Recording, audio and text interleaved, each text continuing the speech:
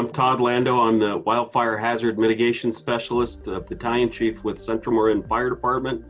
I'm the Vice President at Fire Safe Marin. I've been active as a firefighter in the wildfire prevention community in Marin for almost 30 years. This checklist is available at firesafemarin.org.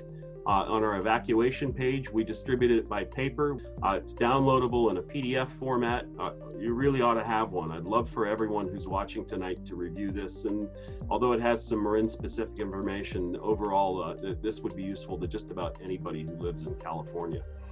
Divided into 3 columns. The first column are things that you always do when there's a wildfire burning nearby or there's an evacuation warning or order. The second column are things that you'll only do if you have time. So really things that you'll do if there's an evacuation warning, or if you're simply concerned because maybe a red flag warning has been issued or we're deep into fire season.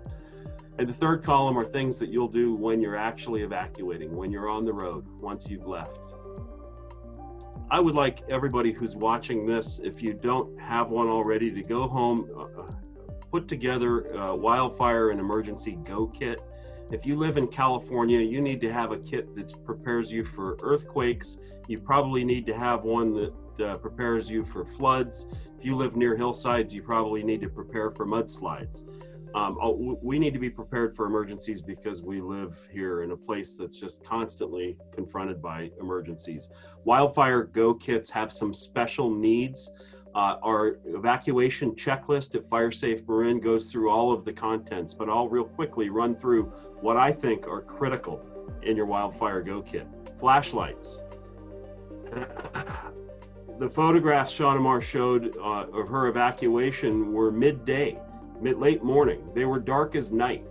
Doesn't matter what time you evacuate, you are going to need a flashlight. And every firefighter I know carries multiple flashlights, one in every pocket, with backup spare batteries. So have a headlamp, have multiple handheld flashlights, and have spare batteries in your Go Kit. One of the most important things you can have. Make sure that you've got an AM/FM radio. Our checklist goes through items like spending cash, maybe a duplicate credit card, important documents, copies of your passports, your insurance information, a small first aid kit, drinking water. You don't need 3 days of drinking water, and I don't want you to carry 3 days of drinking water like you might have in your earthquake survival kit. In your Wildfire Go Kit, you need to have enough drinking water to get you out of town. You need to have some high energy food. You need to have some basic tools. We're going to talk a little bit about emergency clothing and what you should wear, and that's something that should be with your Go Kit or inside your Go Kit, ready to go at all time. Store this in a backpack. We want you to be able to put this on your back and move on foot, even though we're going to talk a lot about evacuating by car and why that should be your first choice. It still needs to be portable and something that you can take with you if you do need to leave your car in that outlier scenario.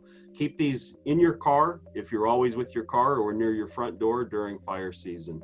Make a kit for every member of your family, especially for your kids.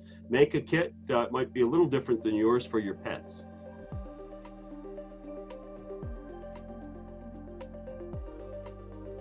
The second column are things that you can do to prepare your home, inside and outside or around your neighborhood. We want you to follow the checklist. I'm going to give you a few of the highlights. We want you to, if time allows, back your car into your driveway. Make sure your car is ready to go. Make sure it's packed with the things that you need to take with you.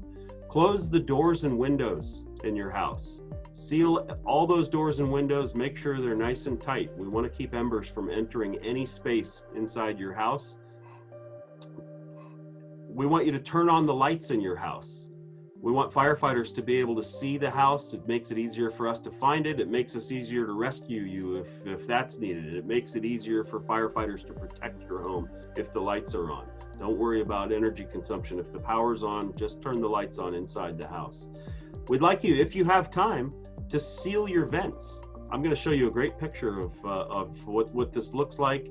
We want you to seal the vents into the crawl space, into the attic spaces, any opening that could potentially allow embers into your house. We've got a lot of information in our home hardening seminars online why vents are vulnerable, but those vents into your crawl space and attic are commonly the entry point for embers that burn houses down.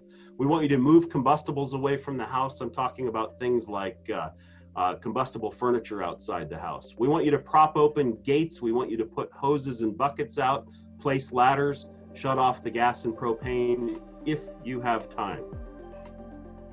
That evacuation order, the decision to leave might be made for you if you receive an evacuation order, but it also might be a decision you need to make. If you have no communication, if you've lost access to cellular and internet, you don't have a battery backup radio, you might need to decide to leave.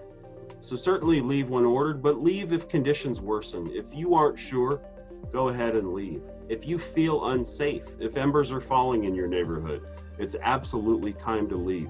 You may have to make that decision on your own and be prepared to make that decision.